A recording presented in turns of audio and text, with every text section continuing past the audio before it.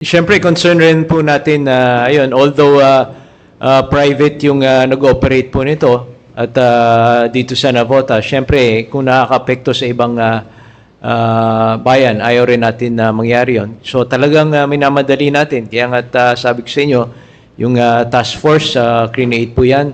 Siyempre, yung DNR, BFP, DPWH, MMDA, pati DOTR, tumawag po tayo para mabigyan tayo ng soil covering dahil yung mga hinuhukay doon sa mga proyekto po nila. At syempre yung mga private companies rin po at saka ibang lungsod.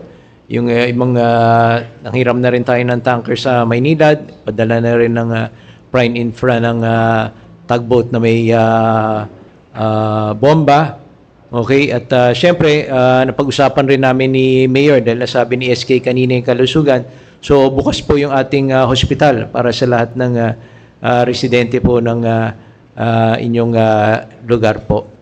Para kung may problema, pwede nyong itakbo po doon dahil wala pala kayong wala pang hospital po doon. So, yung immediate concern talaga natin is gusto nating makontain. Unang-una, pinakita natin, gusto natin makontain yung sunog para hindi na siya kumalat kasi medyo malaking area na siya. Ang ginawa natin dyan, dahil 40 plus hectares, hinati natin sa sector siya.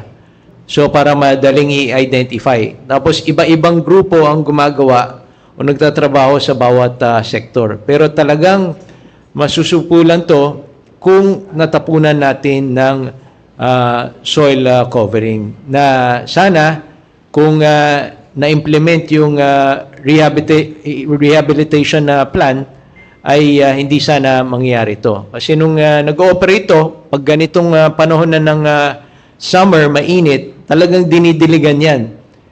February, March, April, dinidiligan. At dapat kasi ang design yan, pagkatapos ng basura, buhangin, basura, buhangin, kung masunog, hanggang dun lang sa merong layer ng buhangin.